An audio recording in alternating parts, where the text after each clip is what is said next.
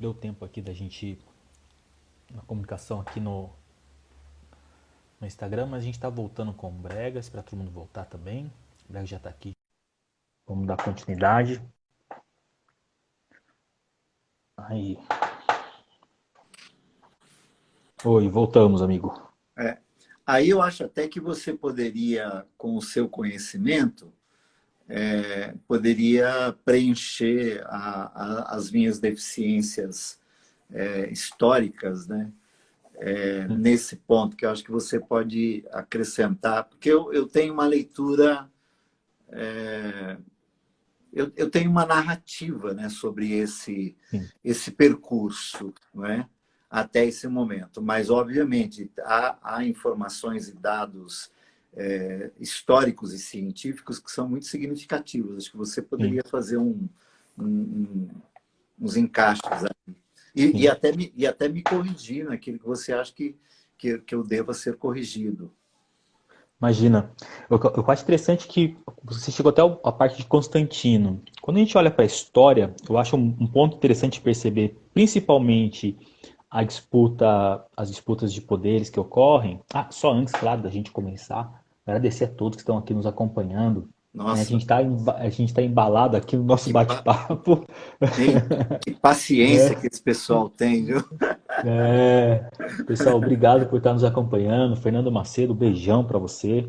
O Fernando, Pedro também que tem nos querido, acompanhado em querido. algumas outras lives também, com o pastor Adriano Chagas, Aham. os demais queridos que estão entrando, a Ana, a Vivi Perdoe-me, e o Leão perdoe-me. Brito. Eu não consigo ler dessa distância que eu estou aqui, a letra é muito pequena, mas o Juliano vai lendo, mas bem-vindos e vocês são muito Sejam bem-vindos todos. queridos.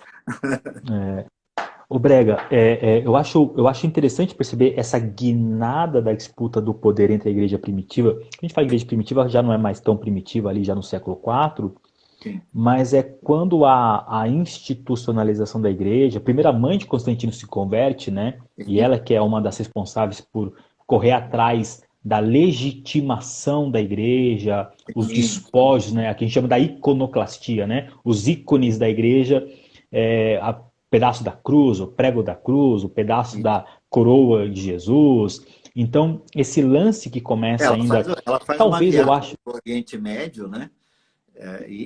ela faz uma peregrinação. E a partir daí você tem marcos até hoje, né? Você vai lá, você encontra os marcos que Isso, ela foi justamente, responsável. que ela foi responsável. Então, por um lado, você tem um ponto interessante que uma vez agora a igreja tendo a liberdade de culto, você começa agora a remarcar algumas coisas que à época já era impedido, o trânsito, a peregrinação, mas por um outro lado, o que a gente percebe é que existe uma certa necessidade de reclamar para si a autoria e uma herança próxima apostólica, porque é a partir daí que começa uma disputa entre os bispos da igreja em saber qual que é a igreja mais proeminente, qual igreja ela é mais legítima e deve presidir sobre as outras por conta de proximidades de ancestrais apostólicas, né? Sobre quem você foi ordenado, quem que foi o teu bispo, quem que foi o teu pastor, quem que foi o teu apóstolo, quem que te chamou para o serviço. E aí começa essa centralização política. A igreja de Roma começa a reclamar para si porque era sede do império, começa a reclamar para si a centralização religiosa e começa o conflito, né, com as demais igrejas. Eu tenho, naquele livro chamado Eusébio de Cesareia, que ele narra sobre esses primeiros quatro séculos da igreja, tem uma discussão lá que ele fala sobre a ceia, e eles estão discutindo entre a igreja de Esmirna e a igreja de Roma, sendo que a igreja de Esmirna, né, pós-João, pós-Atos, o bispo é um bispo chamado de Policarpo, eles estão discutindo a respeito da ceia. Então, a igreja de Roma está falando, olha, a ceia ela tem que ser assim, o rito, estão definindo o rito, né? E o sábado, né? A ceia deve ser servido no domingo, no dia do Senhor, e não mais no sábado, porque sábado é dos judeus. E a igreja de Esmirna está falando, olha, aqui na Ásia é comum nós fazermos e preservarmos o sábado, porque sempre foi assim que a igreja fez. Por que nós mudaríamos? Isso não nos deprecia, não nos faz menos irmãos, né? E o bispo de Roma era Vítor II, né? De acordo com o Eusébio de Cesareia. Então, a gente sim, percebe dentro desse contexto já esse início de centralização, de determinação, né, se impondo sobre outras religiões. A gente vê no século IV, aquele conflito que há na cidade de Alexandria. ah, Isso é protagonizado pela igreja de Alexandria, pelo bispo de Alexandria, incendiando toda a biblioteca de Alexandria. Então a gente já começa a ver nesse sentido uma certa institucionalização, determinando agora ordens e se impondo com a força do império, se impondo, né, com a força do exército do Império Romano. E aí a gente vai dar um salto de alguns séculos, né, porque nós temos aí, durante todo a período medieval, que a gente chama de período medieval, né, a igreja centralizada muito no poder romano. Temos o desmantelamento do Império Romano a partir do século IV, com as invasões bárbaras. Tem a separação do reino do Império do Ocidente, o Império do Oriente por Deodósio em 395. Aí nós temos uma série de sucessões de conflitos históricos, invasões bárbaras, né? Então vamos dar um salto. Temos a Igreja Católica associada a Carlos Magno. Pode falar, você ia fazer uma observação? Os cruzados estão em que período? Os cruzados começam a partir do final do século X, entre século X e XI, Tá. né, que começa daí o conflito no Oriente, porque você começa a ter no Oriente a ascensão dos árabes, né, querendo dominar aquela região, e aí os cruzados vêm tentando reconquistar, eles dominam Jerusalém, aí começa o conflito, né, Sim, século XI, XII, dos cruzados. Um dos mais conhecidos, né, os árabes lá islâmicos é o Saladino, sim. né, que domina a região, domina a cidade. E quando a gente chega no século 14, 13, 14, que está rolando a crise do sistema feudal, renascimento urbano, renascimento comercial, aquela classe burguesa se estabelecendo como uma classe social porque está rolando o êxodo rural. É dentro desse contexto que a igreja começa também a se organizar, aliada às primeiras monarquias estaduais, às monarquias nacionais. Os reis que vão surgir a partir daí são reis absolutistas. E aí nós temos um advento a partir do século IX, inclusive, que começa com... Como é que é o nome daquela ordem? Eu esqueci o nome de uma ordem, que são as ordens mendigantes, que começa a retomar aquele lance do evangelho. Olha, o evangelho não é algo a respeito de riquezas, porque a igreja passa a ser aliada com o poder material, o poder político, se preocupar com o ambiente terreno, né? Naquele contexto, o clero secular e o clero espiritual, né? O poder temporal e o poder sagrado. E aí as ordens mendigantes, né? Lembrei, o movimento Cluny. O movimento Cluny surge no século IX, por volta de século X, 910, 912. Surge a partir daí o movimento Cluny, e aí nós temos várias ordens mendigantes, ordem beneditina, e depois a ordem franciscana, que começa a entrar um conflito, né? Já temos aí a ordem também agostiniana, que defendem, por um lado, a pobreza da igreja, a negação das materialidades, e a igreja institucional, o clero organizado, defendendo e abraçando os poderes com os nobres, com os reis. É uma observação que talvez algumas pessoas nunca tenham se atentado, e quando eu dou aula de história eu faço essa observação. A partir do século XII, nós temos uma mudança de eixo teológico na igreja, que é a escolástica com Tomás de Aquino, Sim, né? sim. Agostinho, ele Agostinho, que vem no século IV, ele é um teólogo e um filósofo que valoriza a espiritualidade em detrimento da materialidade. Então, ele fala que a materialidade, riquezas, é aquilo que corrompe o homem. Na virada teológica para Tomás de Aquino, que Tomás de Aquino é muito influenciado pelo aristotelismo, Aquino ele vai valorizar a questão da materialidade como elemento fundamental da evidência da bênção de Deus. Então, o enriquecimento material é o resultado da bênção de Deus e evidência da salvação. É a Sim, partir daí que vai ser base para os fundamentos teológicos, inclusive calvinistas, sim, né? sim. E que vai ser interpretado depois lá na frente por Max Weber, né? Quando ele fala sobre o espírito capitalista, o capitalismo e o espírito protestante, né? Ah, Fazendo essa associação. Mas Tomás de Aquino ele vai valorizar muito esse lance da materialidade, que é quando o Papa Leão X começa a construir o Vaticano, o enriquecimento, começa a cobrar as indulgências, e a partir daí o enriquecimento da igreja. Chega daí no século XV, XIV, aliás, os primeiros movimentos, né, os pré-reformadores, nós temos isso, temos o John Wycliffe, temos Jan Hus na Alemanha, né, na Boêmia. Só que quando a gente chega na nosso amigo Martinho Lutero, é isso que eu queria fazer a observação. Por que Lutero se levanta contra essa materialidade da igreja? Lutero ele é agostiniano. Sim. Ele é da teologia anterior a Tomás de Aquino. Lutero não é tomista, né, que valorizava a materialidade. Lutero ele é agostiniano, ele é um frade agostiniano que negava a materialidade e a valorização da fé. E aí que é o ponto que eu queria fazer uma observação contigo também sobre o advento da reforma protestante, Brega, né? Na tua percepção, porque nós que nos dizemos reformadores, depois desse resumão histórico, né, para a gente chegar aqui, nós que nos dizemos reformadores, né, somos identificados como os protestantes, como naquele período era chamado separatistas, né? Separatistas. No movimento do século XVI ainda eram separatistas. Lutero, ele não tinha a intenção de quebrar a igreja, de separar a igreja. A ideia dele era voltar ao evangelho, né? A ideia dele era voltar à simplicidade do que é o evangelho e de uma certa forma que ele percebia, identificava que a tradição da igreja, a história da igreja pesava muito mais, a história teológica, a tradição, os dogmas, pesava muito mais do que a simplicidade do evangelho, e ele faz um retorno. Claro que Lutero deve ser lido também dentro do seu contexto do século XVI, na sua aliança com os príncipes alemães, ali do contexto do Sacro Império Germânico, né?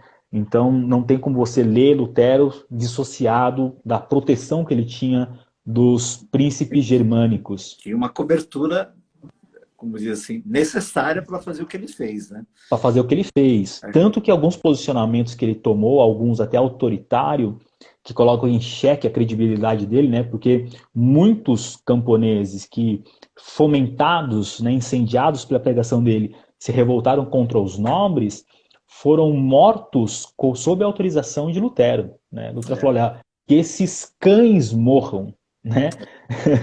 Então, Lutero era um ser humano também, né, o Brega? Sim, não. Filho do tempo. Antes eu queria só primeiro parabenizá-lo pelo resumo histórico e quanto os que estão aqui estão ganhando com isso, e eu mesmo também, que faz uma revisão daquilo que a gente já leu, já estudou ao longo da história e dos preparos todos, mas que se a gente não aprofunda cotidianamente, você vai deixando de lado. À medida que você vai falando, vai recordando, né? Memória, né? Os bancos escolares, né? E já passamos para isso. E que bom que você é mestre nesse ponto.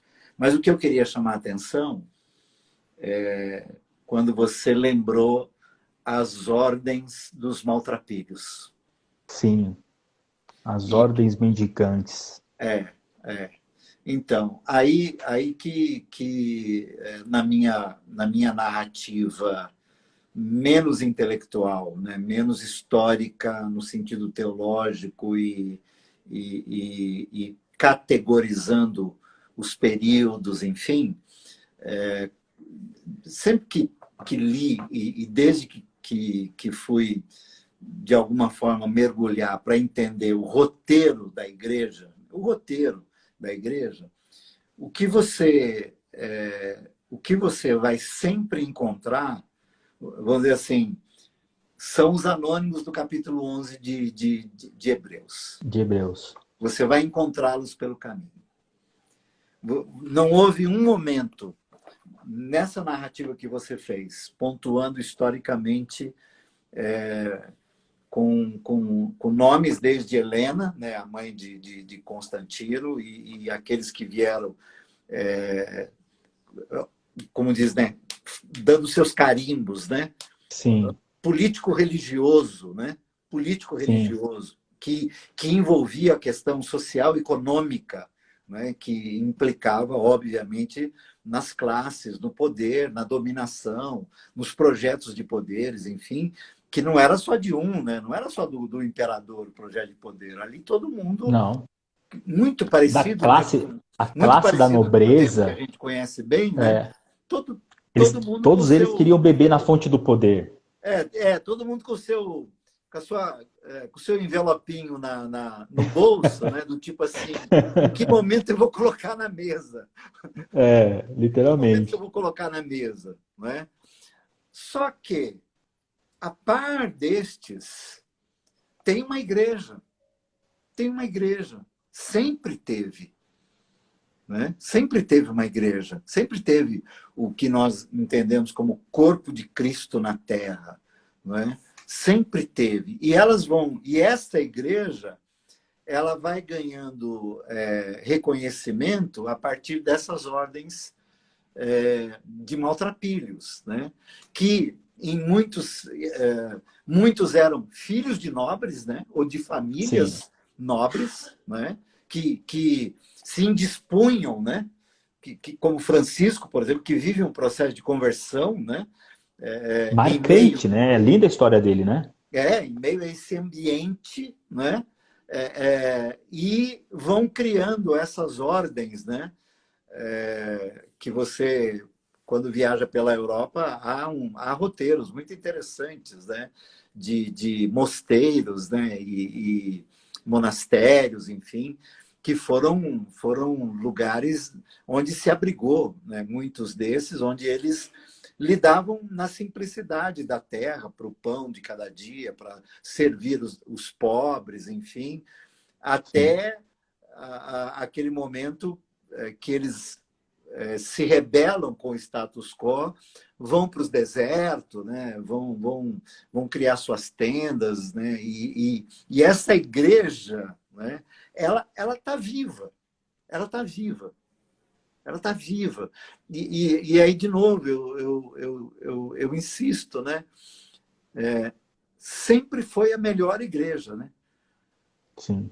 É onde o Cristo é visto, é onde ele se manifesta, é onde as pessoas vivem processo de conversão radical, que naquele período custou-lhes a vida. Em todo esse período que você narrou, né?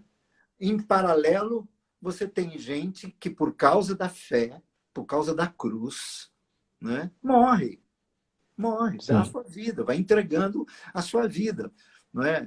Sem abrir mão da essência e da simplicidade do Evangelho. Não é? Então, assim, quando a gente chega aqui no protestantismo, na reforma protestante, que, como você bem disse, não era bem o que o Lutero queria, não é? Que é óbvio, era óbvio acontecer a ruptura, porque o status quo da Igreja Romana não permitiria dividir, né, o espólio, né, dividir Sim. o patrimônio, o contexto todo adquirido em meio a tantas negociações ao longo de séculos. Sim. Não é? E um patrimônio muito atrelado ao poder, né? E que patrimônio, né, velho? É, E um que patrimônio ao patrimônio. poder. Até Que, hoje, né? que Até hoje. o próprio patrimônio induz ao poder, né? Que é essa coisa como diz, né?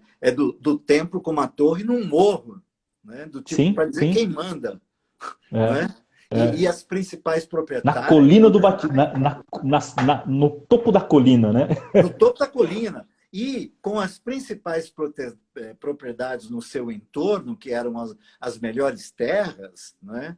Que eram negociadas a partir das indulgências. Não é? Sim, Então, sim, o patrimônio ia determinando o tamanho do poder. Mas, ao mesmo tempo, né? E disto o Lutero não nos livra, né? A reforma protestante não nos livra disto, porque aí acontece a mesma coisa que aconteceu com aquele grupinho lá pós-morte do Senhor Jesus Cristo, que o pressuposto deles era o sinédrio, lembra que nós sim, comentamos? O sim. pressuposto era o sinédrio. O que eles criam? Sinédrio. né? O E aí colegiado do Sinédrio. você vem os reformadores, né? E qual é o pressuposto dos reformadores? A igreja, o clero. O clero e o poder, e o patrimônio e o clero. E as negociações políticas e socioeconômicas que se como é que é? Amalgamam, né? Elas se encaixam, né? Amálgamam. De um modo que parece que é impossível você romper com Desvincular. isso. E aí você vem para o movimento protestante, que tem a sua doçura, tem o seu romantismo, tem a sua proposta de simplicidade, não é? Mas que só vai acontecer e continua acontecendo na igreja anônima. Porque nas igrejas oficiais, mesmo no ambiente da reforma, e depois os demais reformadores e os contra-reformadores, e aí o surgimento das agências missionárias e das grandes denominações que chegam até os nossos dias, trazem esse pressuposto, de Ô, modo que... Brega, pode concluir, pode concluir. Não, de modo que, por exemplo, uma agremiação religiosa que brotou nos anos 80 para cá, tem um templo chamado Templo de Salomão aqui no próximo do centro de São Paulo. Verdade. Isso reproduz o quê, Juliano? O Vaticano, o clero. Entendeu? Eu ia É fazer uma uma observação. agremiação que tem uma fala neopentecostal, uma fala XYZ. Não vamos nem entrar no mérito da questão. Mas do tipo, a partir do momento que constrói um templo do porte como este, entendeu? O pressuposto dessa agremiação religiosa não é a cruz de Cristo. É o patrimônio, é o Vaticano, ou é qualquer uma dessas instituições religiosas que se estabelecem no mundo a partir do patrimônio que influencia diretamente aqueles que vêm com planos de domínio, de conquista, de poder, estilo império. Império, né? A observação que eu ia fazer é que lá no livro de Atos, a partir de Atos, o que se tinha era o Evangelho de Jesus. No século seguinte, a partir do 2 e 3, que você tem é o Evangelho de Jesus e a tradição dos apóstolos. Sim. Aí, a partir do século 4, o que nós temos é o Evangelho de Jesus, a tradição dos apóstolos e a autoridade da igreja. A partir do século 8, 9 e 10, quando começa a se ter os diversos concílios, o que se tem é o Evangelho de Jesus, a tradição apostólica, a autoridade da igreja, a tradição da igreja e os concílios estabelecidos. Quando nós chegamos na Reforma Protestante, que tenta romper com tudo isso, o que nós temos é solo Christus, só as Escrituras, só Cristo, só a fé, só a graça, e a glória é só a Deus, só lhe deu glória. Mas no século seguinte, no 16 e 17, o que nós temos é só Cristo, só Evangelho e a tradição reformadora. Exatamente. É a tradição dos reformados. Volta à memória, né? A memória. Então, essa memória presente novamente, tanto que hoje alguns se identificam, né? Você é de qual tradição? Eu sou tradição reformada, eu sou de tradição pré-reformada, eu sou tradição neo-reformada, né? Porque a gente está novamente lidando com essas instâncias de herança teológica, e ao meu ver, talvez em algum sentido eu possa estar equivocado na minha leitura, abandonando o evangelho, dando mais preferência à teologia, à construção teológica histórica, e esse distanciamento daquilo que era o evangelho. Por isso a ideia da provocação desse nosso bate-papo, de o quanto que nós nós institucionalizamos a igreja e rompemos com o evangelho. Sim, e tem uma palavrinha que eu penso que faz parte desse contexto todo institucionalizador da fé, que não é a lógica do Cristo, que é controle. Controle. Que não bate com a lógica do Cristo, que é conhecereis a verdade, e a verdade vos libertará. Libertará. Que, E aliás, é um aí, verso deturpado hoje, né? não, nem entro nesse assunto, pelo amor de Deus. Pelo amor de Deus. Eu nem tenho usado esse versículo para não confundir com o que se ouve no mercado Político. político-religioso hoje. Político-religioso hoje, né? Que eu não sei o que é pior. Né? Mas, É assim, verdade. cara, você tem o Cristo que propõe absoluta liberdade e o Paulo que ele reforça isso quando ele trabalha essa questão da consciência cativa a Cristo, de modo que cada ser humano tem a capacidade de decidir sobre si mesmo, sobre qualquer coisa, sem precisar de qualquer gerenciamento de quem quer que seja. E Isso. resgata o sacerdócio real. Mas isso tudo, isso que o Cristo propõe e que o Paulo reforça, não combina com controle. Não combina.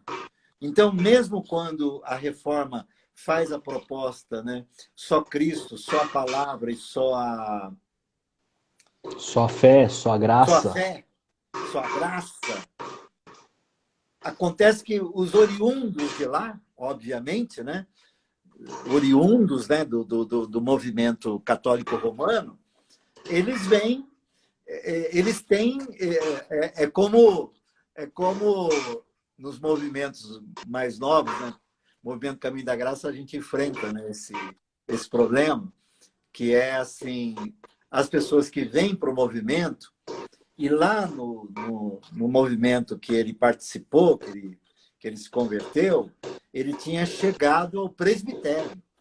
Então, ele chega no movimento Caminho da Graça com uma credencial. Não é? Ele vem com a carta de indicação e com a E carteirinha. aí ele diz assim, qual é o meu lugar aqui?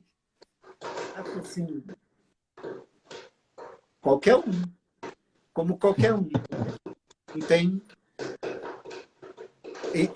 Lá acontece a mesma coisa. Os caras olham para a ruptura proposta, né? E pelo movimento que acaba acontecendo e tal. E, óbvio, há sempre uma base de sinceridade, né, nisto. Assim, Sim, claro. todas as vezes que alguém chama atenção para a simplicidade do evangelho, difícil aquele que carrega a cruz não se sentir atraído. Sim, é Difícil. verdade. Difícil. Só que aí eu falo que a gente vive isso, né? Aí você Sim. fala assim, aí é aquela fala do Cristo, né? Assim, então, vende tudo que tem, distribui aos pobres e me segue. Aí o cara fala assim, pô, e aquilo que pelo qual eu trabalhei, né, os títulos que eu tenho, as escolas que eu fiz, a influência que eu tenho, aqui eu vou ser como qualquer um.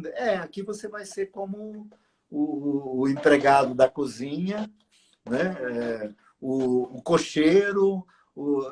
Nós somos irmãos, somos todos sacerdócio real. E o que cada um fizer vai ter o mesmo... Mano, entendeu? É impossível quem está acostumado a lidar com o poder e vive em função desse poder e da conquista dele, lidar com essa simplicidade, né, Brega? A única saída são os movimentos libertários mesmo, são os movimentos de porão, são os movimentos de periferia, de deserto, de beira de rio, que você vai olhando na história da fé cristã, de novo, você vai encontrando esses movimentos, não é? Que até hoje, no mundo todo, você os encontra. Eu sei porque, à medida que a gente começou a lidar nessa categoria, não é? A gente vai encontrando grupos que se reúnem no entorno do Evangelho, não tem um lugar para se reunir, não tem um horário fixo, não tem uma liturgia, não tem um ritual, não tem um corpo doutrinário, mas eles se reúnem em torno da fé, celebram a fé, partilham o pão juntos, servem-se uns aos outros e vão tocar na vida, entendeu? Só que isto num mundo meritório, né? Num mundo óbvio, não tem como não fazer críticas suaves, né? Aos modelos econômicos, né? Impostos hoje ao mundo todo, quer dizer, num mundo em que é o ter que vale, entendeu? É o ter, quer dizer, é o título que vale, é o lugar que você mora, é o cargo que você tem, enfim, num mundo onde você tem isto como valores, né? Essa pregação do evangelho em que põe patrão e empregado comendo na mesma mesa, partilhando o pão, celebrando a ceia, é uma proposta que não tem ibope nenhum no mercado hoje. O Brega, a partir do que você acabou de falar... Você tem uma fala, eu assim, só para depois... Tem uma expressão que eu uso, que para mim é o que acaba determinando tudo isso. E aí, em toda a narrativa histórica, inclusive, o tamanho da fatura determina o seu discurso no púlpito. Entendi. O tamanho da fatura que você tem que pagar determina a doutrina que você ensina, o dogma que você propõe. Você escolhe os melhores dogmas, Sim. dependendo do tamanho da fatura que você tem que pagar. Entendeu? Entendi. É assim até hoje. É assim até hoje. Quando a gente olha para as reuniões hoje e para as igrejas, porque algumas pessoas que se convertem dentro desse sistema, e como nós falamos muito bem, a origem, né, da visão da estrutura religiosa do qual você é oriundo vai determinar o seu novo caminho. Você pode até mudar o discurso, mas a maneira de se organizar é muito presente, porque isso está enraizado, e nós somos seres humanos, carregamos isso, essa herança de organização. Né? É só perceber isso nos nossos casamentos, né? O quanto que nós trazemos dessa carga da nossa vida, da nossa casa, do pai e mãe, para dentro do nosso casamento, nessa nova constituição familiar que a gente vai fazer. Há alguns ajustes, algumas mudanças, mas carregamos muita coisa.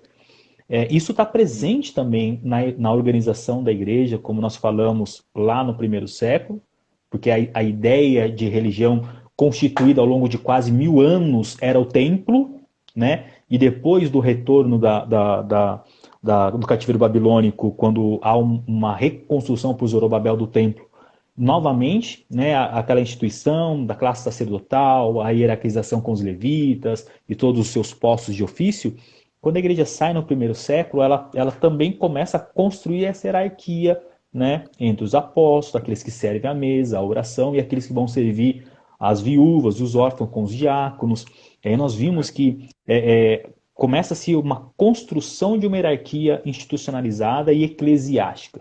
Na Reforma Protestante, e essa às vezes, ruptura... né, só um parênteses, e normalmente com uma santa motivação. Nós estamos preocupados com as viúvas, com os órfãos. Sim. Tem uma santa motivação. É interessante Sim. isso. O que, por um lado, parece que é legítimo uma preocupação. É legítima preocupação ao tempo em que não deveria separar um grupo só para fazer isso. É algo que deve ser de todos. Para todo mundo. Né? Todo mundo. Tive fome, não me deste de comer. Tive sede, não me deste de comer, aliás. Né? Tive sede, não me deste de beber. Ou seja, é para todo mundo. E esses que não fizeram vão chegar de mãos vazias, é o que diz Jesus lá no Evangelho de Mateus. Aí quando chega na Reforma Protestante, o que nós temos é uma certa ruptura com a hierarquia estabelecida, a partir de Lutero e as demais denominações que vão rompendo e vão se tornando separatistas, vão se organizando através de confissões. Aí nós temos a Confissão de Westminster, e aí nós vamos ter as confissões, ou seja, no que nós cremos, nós temos, né, estamos rompendo com a tradição dos dogmas, e agora eu tenho que voltar ao evangelho, mas eu tenho que afirmar numa confissão no que eu creio. O evangelho não basta, né? E nós vamos reorganizando novamente a institucionalização da maneira de se reunir, como que deve ser o clero, quais são os sacramentos que nós vamos respeitar e vamos seguir. Ou seja, hoje, quando a gente entra numa igreja, e aquela igreja com um palco, com um púlpito na frente, com algumas cadeiras, essa estrutura clerical, ela é uma herança da igreja católica dentro da sua estrutura e naquilo que vem, de uma certa forma, para o protestantismo. Muitas pessoas têm essa dificuldade de perceber o quanto que a maneira, aquilo que a gente chama hoje de igreja, igreja organizada, com uma catedral, né, com um local onde aquele que prega é um local separado, existe o leigo e existe o esclarecido, né, que domina a interpretação bíblica. Essa estrutura é uma herança que nós carregamos também pós-reforma protestante. Sim, sim, sim. Opa, opa, não tem como, não tem como. E aí nós abrimos mãos na reforma de alguns itens e nos apegamos a outros, né? Só houve uma migração de um item para outro item, né?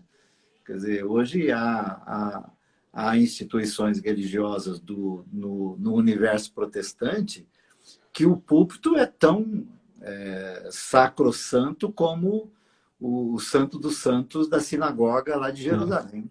Alguns têm que fazer uma oração, aquela paradinha antes que subir no degrau para fazer a oração, porque aquele ambiente ali em cima é santo, né? Na primeira igreja batista do Rio de Janeiro, que foi pastoreada pelo pastor João Filso Sorém, né?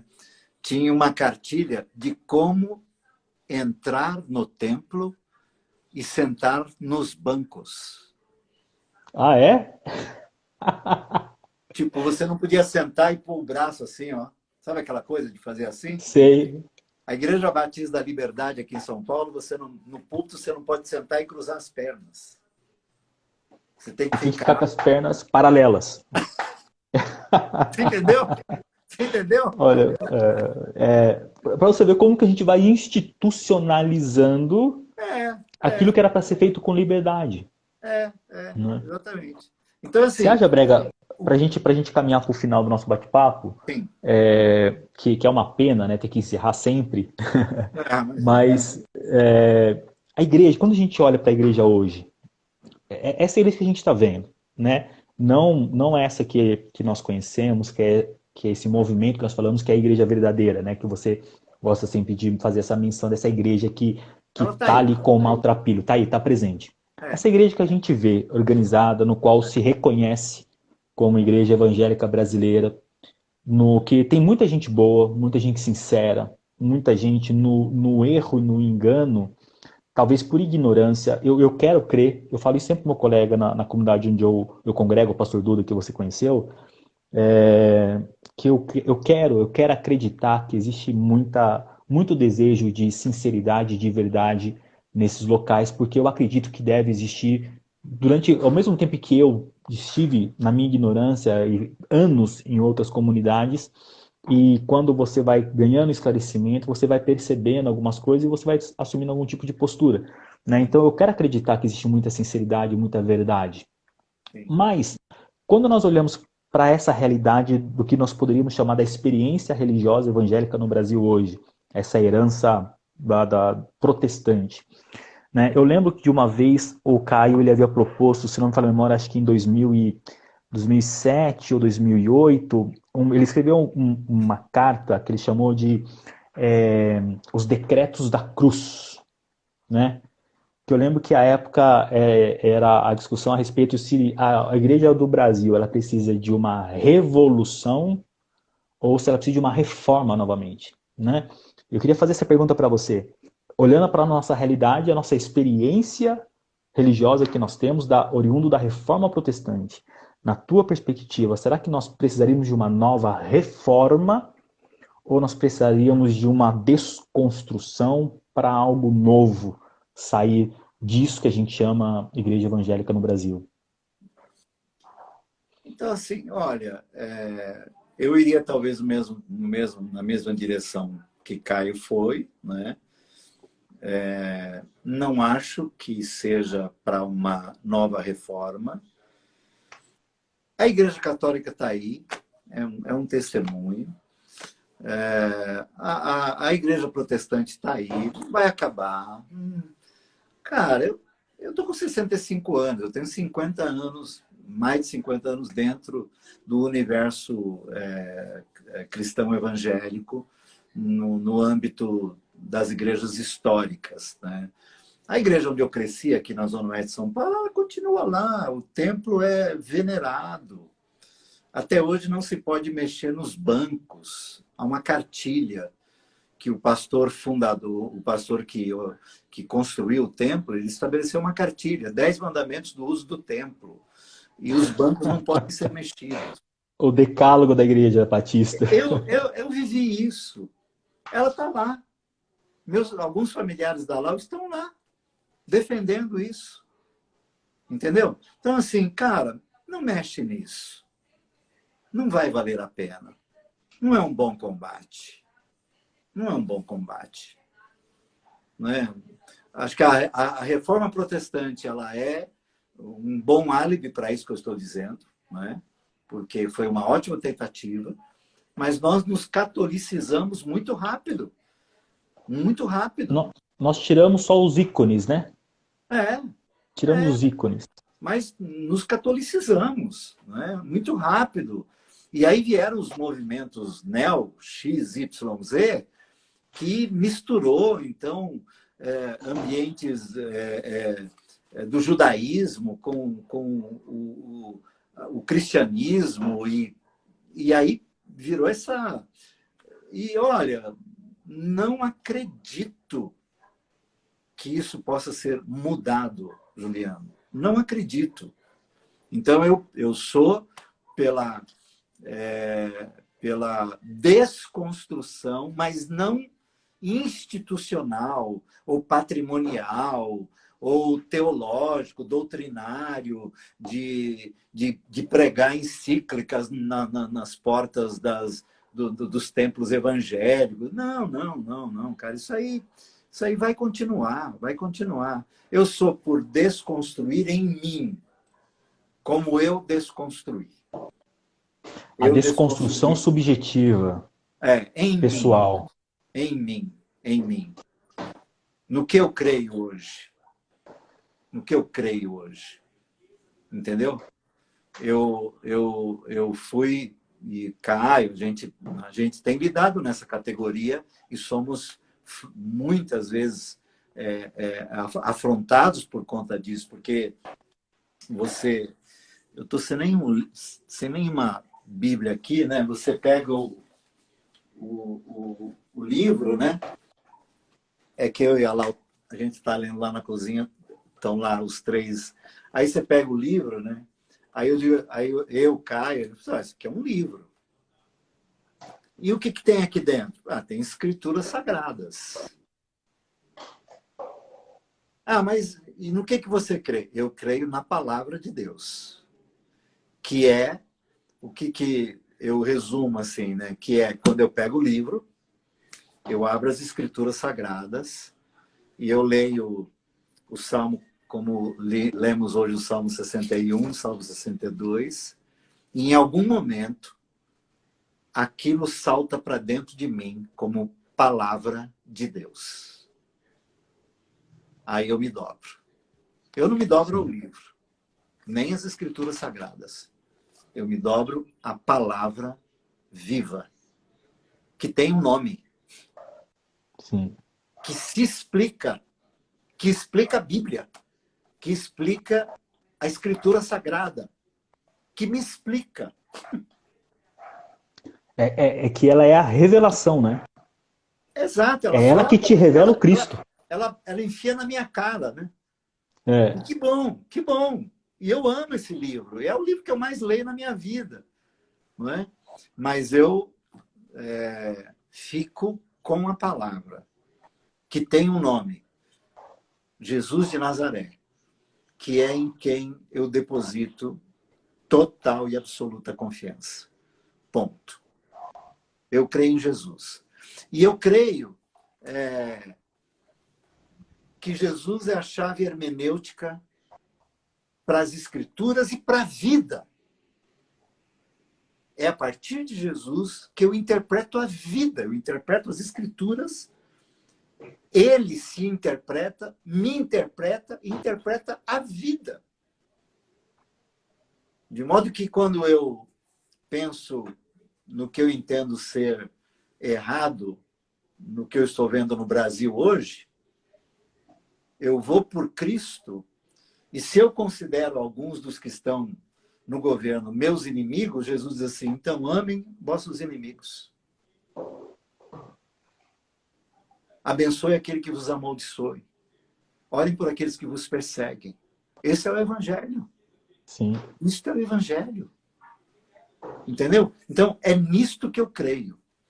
Isso não quer dizer que você isso não quer dizer que você compactue com o que ele está fazendo, né? Até porque o Evangelho que chama você não aceitar a injustiça, mas a oração, né? E não está em mim o julgar, não me cabe. Eu não sou o juiz da história. Não sou. Eu não sou esse. Eu tenho tanto que consertar em mim antes de julgar quem quer que seja. Não sou eu que vou identificar joio e trigo. Não sou eu, não é? Não me compete isso, não é? E aí eu digo assim, e acredito no encontro e no mistério do encontro daqueles que nesta mesma consciência se encontram para dar conta da vida, né? Dar conta da vida, né? Acredito no encontro, no milagre, no mistério do encontro, né? Que é o corpo do Senhor Jesus Cristo, né? Acredito nisso, vejo a igreja, né? E aí alguns me perguntam, pô, mas e como é que fica tudo isso? Eu falei assim, então, os colegas pastores, amigos pastores que brega, mas é ali que eu recebo meu salário, é ali que tal. Aí eu digo assim, olha,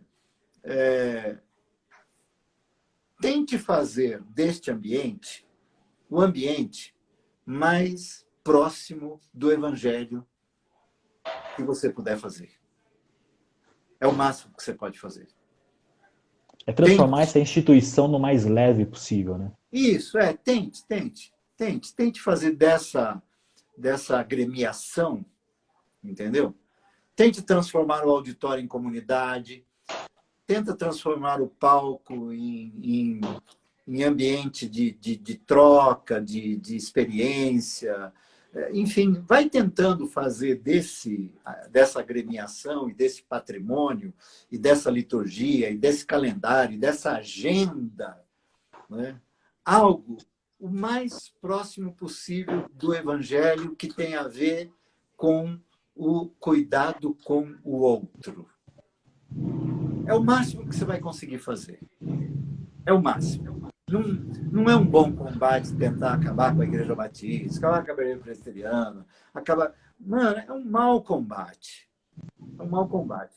E na medida do possível, aqueles que têm a oportunidade, que nem todos têm a oportunidade, de reunirem um grupo informal, simples, eclético, interativo, num local gratuito, num ambiente que é disponibilizado, e aí é bom, você tem um dia, tem um horário, não precisa ser domingo, não precisa ser de manhã, não precisa ser de noite, precisa ser um dia, um horário, onde você comunga, onde você parte o pão, celebra a ceia, batiza os que chegam, enfim. Se você tiver a sorte de encontrar um grupo assim, ou construir uma comunidade nesse ambiente, com este ambiente, eu digo assim, você é o mais feliz dos homens. Mas não é um bom combate tentar uma nova reforma, e às vezes esses movimentos que eu acho simpático, eu gosto, eu participo de alguns, mas Cara, eu estou há tanto tempo nisso, como diz Caio, né? Caio, cada vez que fala, ele aumenta um ano, né? Sim. Ele tem 65 anos, como eu, né? Mas daqui a pouco ele vai assim, faz 80 anos. Outro dia eu falei para ele aqui na ponte, a Adriana estava do meu lado, né? Ele falou, eu falei assim, Adriana, isso que ele está falando aí, se for na contagem dele, ele tinha 5 anos de idade. Mas é que faz tanto tempo, né? Porque eu falo isso, eu também cresci na igreja e às vezes eu me É, sinto velho no que respeita à igreja, embora seja novo na idade, porque está tanto tempo enfurnado nesse negócio chamado é, instituição e participando de tanta coisa que é a parece que nossa envelhece a vida. gente. É. Mas diria assim, acalma o coração, sabe assim? Hum, eu não reconheço. Olha, para mim não existe igreja evangélica brasileira. Não existe. Igreja evangélica brasileira? Não existe. Existe uma igreja evangélica no Brasil. Existe uma igreja evangélica no Brasil. Não uma igreja evangélica brasileira. Qual é a igreja evangélica brasileira? As Qual que pessoas que sentam no representa púlpito. essa, né? Hã? Qual que é quem é o elemento que Não, existe uma representa a igreja igreja evangélica? evangélica no Brasil. Né? E às vezes eu digo assim, eu não faço parte de nenhuma delas. Nenhuma delas. Né? Eu prefiro fazer parte de um movimento em torno da fé cristã. Eu acho que o termo evangélico ele foi tão desgastado ao longo dos últimos anos que ele confunde as pessoas. Sim. Como era confuso ser católico. Né? E ainda é. Né? E o termo evangélico causou a mesma questão. Mas aí alguns amigos muito queridos divergem de mim, né, nesse sentido, e eu acho que eles estão certos em divergir de mim, até porque eles têm nobreza no que eles estão falando e fazendo. E Né, fazendo, que estão fazendo com responsabilidade, né? como a frente dos evangélicos para o Estado de Direito. Eu conheço as pessoas e eu acho muito, muito interessante. Mas eu disse, esse vocábulo evangélicos, ele está profundamente corrompido, contaminado. Né? Então, eu prefiro não, eu prefiro fazer parte de um movimento do caminho, dos do Sim. caminho, Voltando onde, àqueles que são os do caminho, né? onde Cristo é o centro absoluto. Fora dele não há absolutamente nada. Fora dele não existe. Mas onde pretende, no começo, né? Onde vocês querem chegar? Em lugar nenhum. Porque nós já estamos. Em Cristo, nós já Já estamos. estamos Nós lá. já somos. Sim. Sabe? E lidando. Mas assim, sem essa coisa de vamos quebrar, vamos queimar, vamos. Não, não, cara, não, não. Eu, Como eu, você eu, disse, é fato, há muita gente boa nisso, há muito queridos e queridas lidando com isso, entendeu? E eu faço parte dos maqueiros, né? sim. Eu sou do movimento do SAMU, né? Eu recolho nas macas o que as instituições religiosas causam de enfermidades, entendeu? E são muitas, são muitas. Eu te fiz essa Então, pergunta porque alguns, na tentativa de fazer essa transformação, até para tentar deixar um pouco mais suave, vamos dizer assim, caíram aquele outro ponto de um outro tema que está muito em voga hoje, que é uma certa secularização da igreja para aquilo que no tempo agora é a moda, né? Então, por exemplo, eu tenho alguns amigos que falam que eles afirmaram até num congresso de que o pastor, por exemplo, que nesses últimos dias não adotar a perspectiva do coaching, por exemplo, vai perder a comunidade. Né? Então, nós temos essas tentativas de mudança e de adaptações que, quando eu vejo particularmente, olho para o evangelho, eu vejo um destoamento muito grande entre aquilo que o Evangelho propõe como caminho e essa ideia de uma lógica secular do coaching. né, como pastor, né, que ele tem que treinar e tal, não sei o quê. São tentativas, são movimentos de tentar dar uma outra cara para a igreja, mas que você percebe que está no mesmo mecanismo do poder, no mesmo mecanismo da lógica religiosa, e não tem esse retorno ao evangelho. É Visa, mais um. visa produção e resultado. Onde que Isso, está isso? isso, Quando é que Jesus isso. pediu isso da gente? Não existe, cara. Quem faz a contabilidade do reino é ele. Não foi a nós dado essa tarefa. Isso tem a ver com controle e poder e grana. Sim. Não tem nada a ver com o evangelho. Nada a ver. Eu não estou dizendo que não faça bem aqui e ali para um, para outro, que precisa. E eu faço isso muito, né? Nos aconselhamentos e tal. Você vai abrindo possibilidades, caminhos e tal. E alguém diz, isso é o evangelho? Não, o evangelho é outra coisa.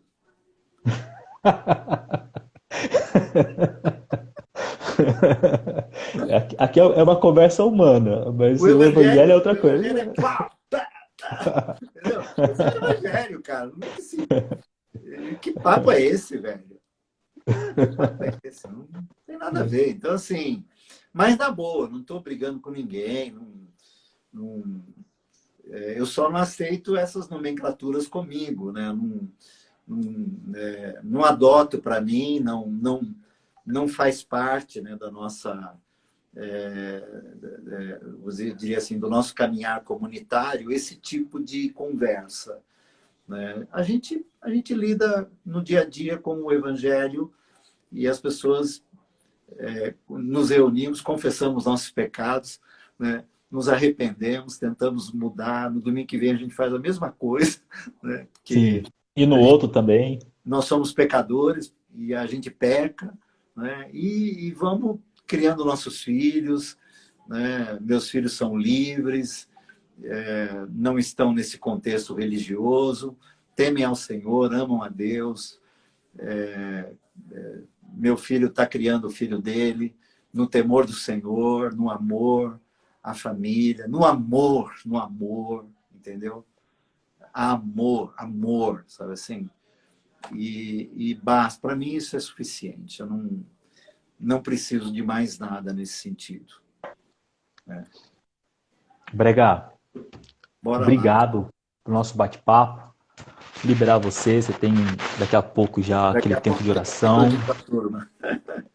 Daqui a pouco daí você vai entrar ao vivo e eu entro lá para poder ouvir e te ouvir a tua ministração também. Eu quero te agradecer mais uma vez por esse bate-papo, é sempre muito bom conversar contigo. E cada vez que conversa, vem outros temas e outras propostas que eu falo, meu, eu acho que eu vou marcar com o Brega a cada 15 dias a gente fazer uma live para poder bater um papo Pô, nem que e for para a gente bater conseguir. papo. Aí tem muita coisa. Literalmente, literalmente.